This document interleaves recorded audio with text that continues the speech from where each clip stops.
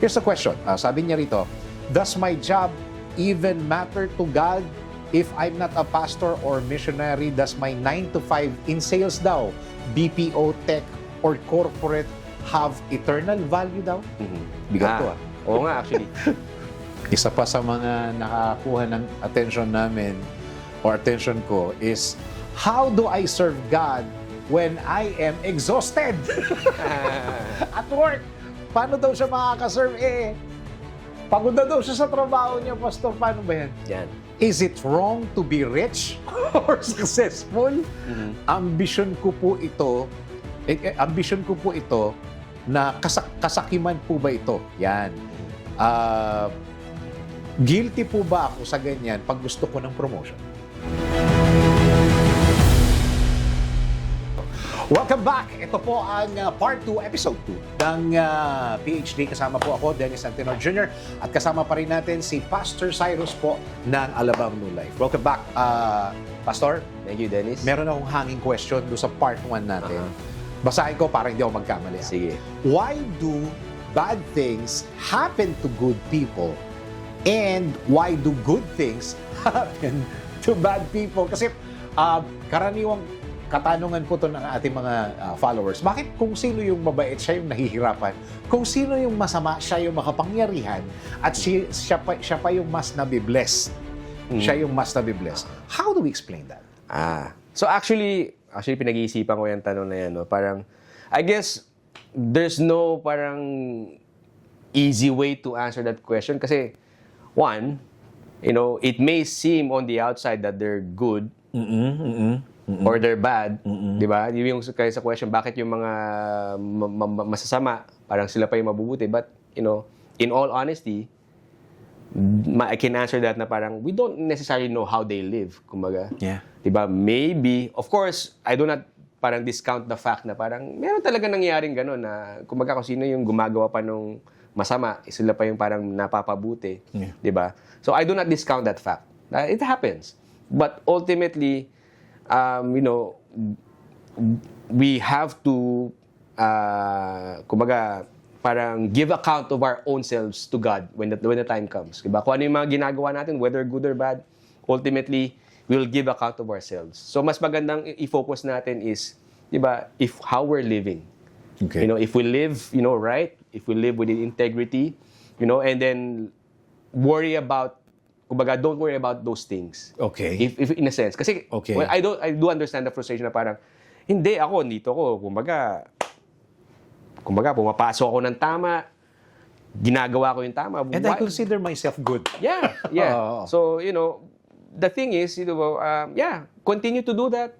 And, trust that God will, kumbaga, ultimately, give you the justice, if I can say that word, no, na parang, to parang reward you for your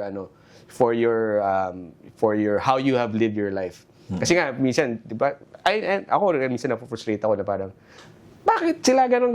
But, I think the more appropriate thing to do is just focus on how I live. If I'm doing it right, if I am right before God and if I'm right before my family, then I can live with my head held high. And I will not worry about anything else, kumbaga, in a sense. Parang, I know it's kind of parang ganun lang ba kadali yun? Sometimes it's not that easy. Diba? That's why we need, the grace of God in our lives to help us understand and navigate those kinds of situations. Kasi nga, number one, hindi natin alam yung, kumbaga, I can only judge you from how I see you. Yeah. But I don't know how you're living your life, pag hindi tayo magkasama, di ba? Totoo. So maybe you're like, you're kumbaga, I know naman, hindi naman, na, kumbaga, napakasama pala ni Dennis. So I don't think, di ba? So I can only judge you for what I see. But then again, that's why it's better for us, or it's better for me to worry about the things that I can control and trust God with everything else.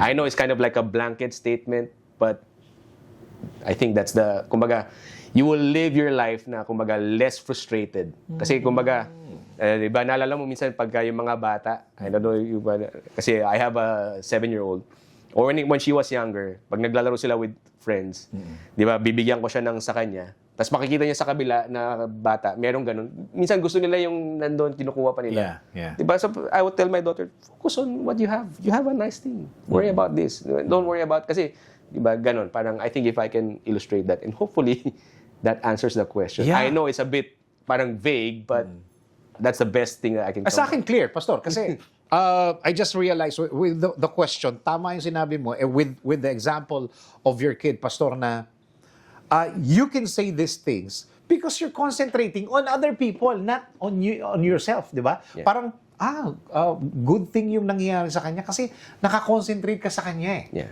Hindi sa'yo. Hindi yung mga things that you have that you can appreciate and be thankful about it. Yeah.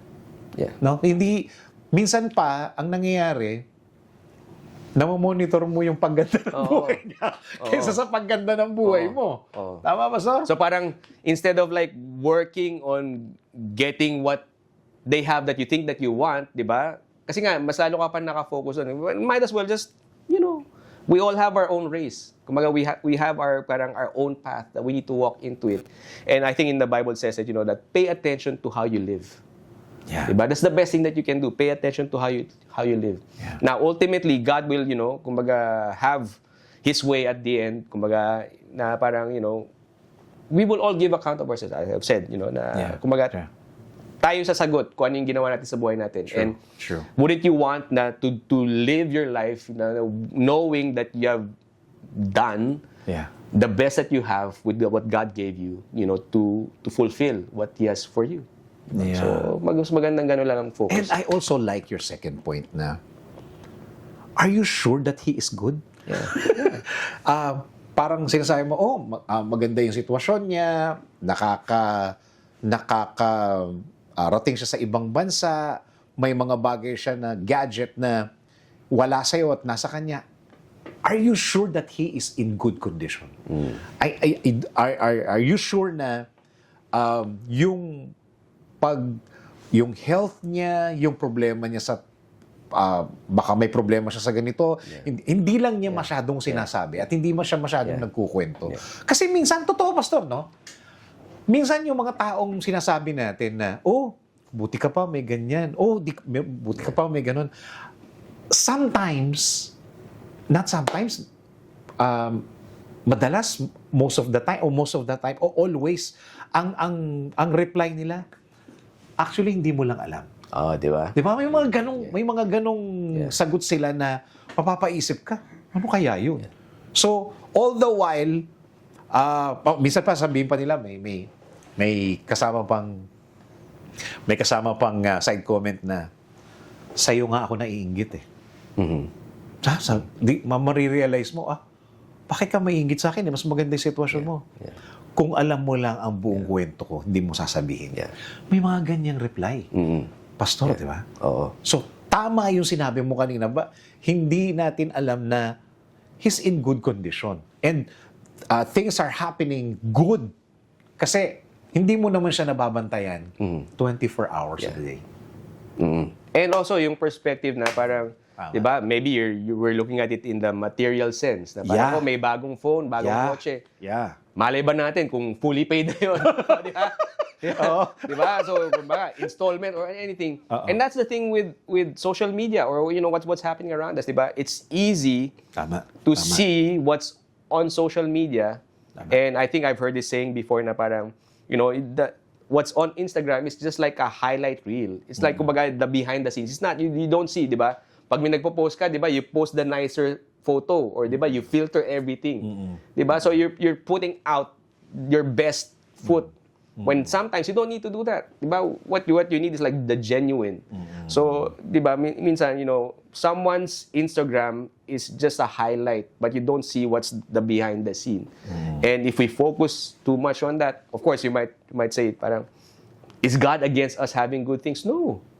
God wants us to have good things. Yes. But the question is, do those good things have you? Meaning, kumbaga, do they take, kumbaga, priority over your life? Or are you being possessed by the possession? Yeah. If I can say that, na parang, kumbaga, are you just living for that? Na parang, I want the nice phone, I want the nice gadget. But then again, parang, hindi naman yun yung dapat pinagtutuunan natin ng attention and ng focus.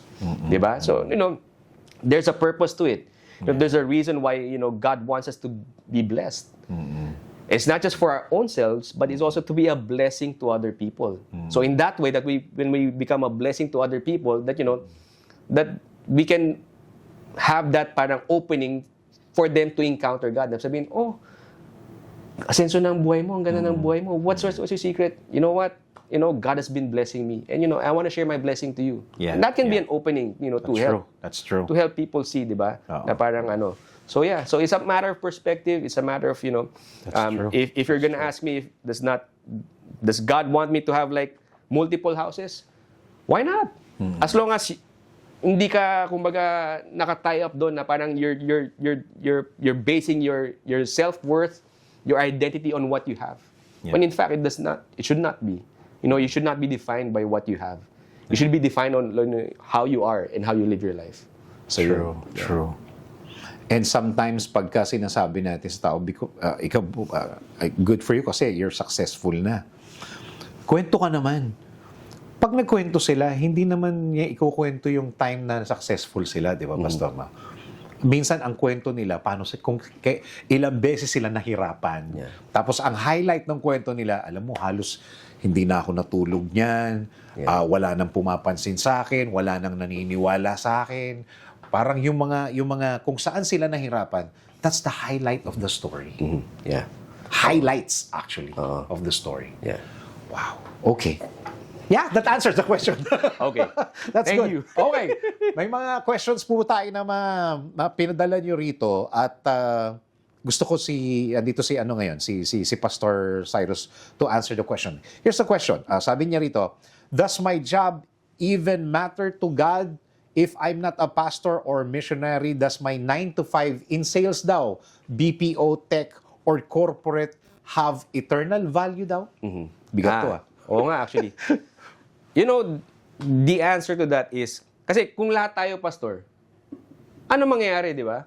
Paano magpa-function yung ating society? Correct. Di ba? Paano, limba, pagpe-pray na lang natin, may order na pagkain darating. No, we need someone to make certain things, di ba? And God has equipped us, God has called us, to whatever it is that, that He has called us to do.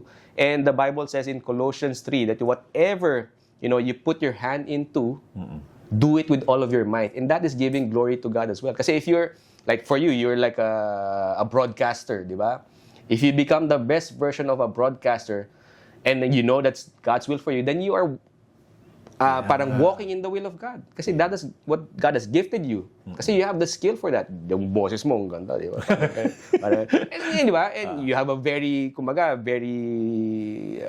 natural inclination to talk to people. Yeah. And that is, I believe that's a holy calling. So, a holy calling does not necessarily mean that you have to be a pastor. Now, for my sake, I was called to be a pastor. Kumbaga, I did not desire it, in a sense na parang, because I also worked in a corporate job before. So if you don't know, back in the day, I've been on staff in our church for about 11 years. I've been a pastor for 4 years, an ordained pastor. But before that, I used to work for a pest control company. Oh. Yeah. So, I was traveling with our clients, our major hotels before. And I would kill, papatay ako ng ipis, papatay ako ng lamok, gahanap ako ng daga, and all of those things. So, for a time, I was okay. But then, there was something in my heart that I knew that, God is calling me to ministry. So, I prayed and I asked God. I talked to my pastors. And actually, the question that was asked of me before, actually, I resigned from my job and I started volunteering in our church. And I remember what my conversation there, senior pastor, Pastor Paul Chase, ang sinabi nila sa akin is, what did God put into your heart? So, kumbaga, hindi niya ako binigyan ng job offer to be in church. So, parang, and then when I said, I knew that God was calling me to ministry, and He said, great, study the Word of God. So, yun lang yung binigay niya sa akin, wisdom. Na parang, and for me, that's, I studied the Word, I went to our Bible school, and, and that's where I find myself here. So, again, God gave each of us talents. So, maganda na ma-discover mo yung talent mo, yung skill, yung gift that God has given to you, your passion as well. That's true. So, it also has to align all of those things. Find your passion and find what you're good at, Now, kung yung passion mo is yung negative, wag naman ganun. Di ba? That's also a different thing. It's a different conversation. Di ba? But God has given all of us gifts. We need to discover it. We need to walk in it. And, and that in itself is like, you're fulfilling, kumbaga, and it has eternal value, I believe. If you're doing what God has called you to do, no matter what it is, if you're doing it the right way, that has eternal value. Wow. So, yeah. Okay. Isa pa sa mga nakakuha ng attention namin or attention ko is, how do I serve God when I am exhausted? At work. Paano daw siya makakaserve? Pagod na daw siya sa trabaho niya, Pastor. Paano ba yan? Yan. Now, of course, in any naman... Meron pa pala. Okay. Maganda to. Gusto kong mag-church, mag-volunteer, pero wala na akong energy. Sige, go ahead. Well, that happens to all of us, and at church, whatever size, it does not just parang function with the staff. Kumbaga, you need the volunteers to come in. Yes, of course. I think the more appropriate kumbaga response to that is schedule your priorities. Okay. Diba? Of course, you need to work, definitely, diba? And determine, also the season you're in. Maybe at this point in time, you need to focus on your work, and that's also okay. If you're doing it, the right way, then you shouldn't feel, kumbaga, guilty and obligated to serve. Now, of course, hindi ko naman sinasabing wag mag-serve, but whenever the opportunity comes to serve, then maybe you can be serving in a different kind of way. So again, depends on how you want to volunteer as well. So you need to find out your priorities, schedule your priorities, what's important, what matters right now, and then find time to do that. Now, kung talagang di kaya ng katawan mo to work, di ba? To serve, then that's also okay. You shouldn't be, kumbaga, you shouldn't be feeling guilty. Now, di ba sabi din, may kasabihan, di ba? Pag gusto, may paraan. Yan! That's true. Pag ayaw, may dahilan. Yan. So that can also work, di ba? Na parang you can, but ultimately, why are you serving? Are you just serving out of guilt? Or you really genuinely want to do it? Because like most of the people that I know that are serving in our church in a volunteer capacity, they really find time. True. No? So maybe they can just give like 1 hour this week. That's okay. Maybe like they can give like 2 days. That's okay. So, just find the season that you're in and, make sure that your priorities are in order and you're taking care of what you're taking care of. And then, everything will be okay. Meron bang volunteer online, Pastor, sa church? I mean, instead of mga work sa office, they're doing it willingly online. May ganyan ba?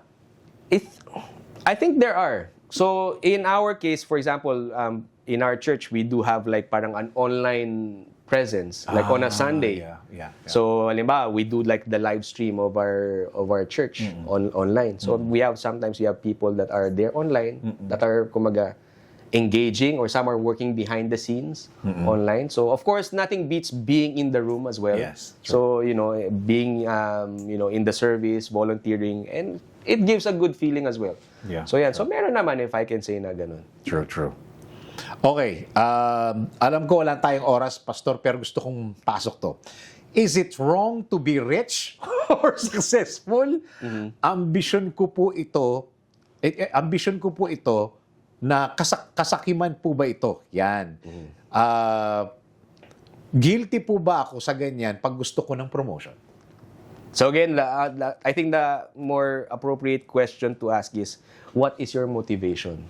Okay. On why you want to be blessed? I think kanina nabanggit ko na to na parang, God wants us to be blessed. Ano yung reason kung bakit gusto mo ng promotion? Is it just for financial gain for yourself? Which is not necessarily, kumbaga, evil, right? But again, in everything, God gives us parang something that He wants us to do. Diba? Now, if you're really good at what you're doing, there's nothing wrong with, desiring a promotion. Diba? Again, but the question is, why? I think that's a more appropriate question to ask na parang, so it's not, you shouldn't feel guilty if you're good at something, diba? You shouldn't feel guilty about, hopefully getting a promotion, and hopefully you're doing it the right way, na parang, kumbaga, you're doing it the right way, the right path, wala kang tinatapakang ibang tao, True. not at the expense of another person, di ba? Yeah. So there's nothing wrong with desiring that. So again, why are you wanting it, di ba? And the Bible also says, that, when He gives His blessings in Proverbs, basahin ko dito, Proverbs 10:22, the blessing of the Lord brings true riches, and He does not add sorrow to it, for it comes as a blessing from God. Diba? So when He gives blessings to us, or when and ultimately, I think we answered it in the first session that we have, diba? Na seek His will, seek His way, and all of these things will be added unto you. Now, that can come in the form of a promotion, or maybe that can come in the form of something else. True. So nothing wrong with desiring to be rich. And successful. And successful, whatever it is. For me lang, personally, as long as you're doing it the right way, diba? You're not stepping on anything, you're not doing anything illegal. Yeah, true. Diba? Hopefully. And, and you're gonna be using it, to be a blessing to others. Yes. So yun yung magandang component doon na parang, God has blessed me so that I can be a blessing to others. Na parang I can share, and take care of yourself. So hopefully that answers the question. Okay, ito, wala na talaga tayong oras, pero isa na lang, Pastor, promise.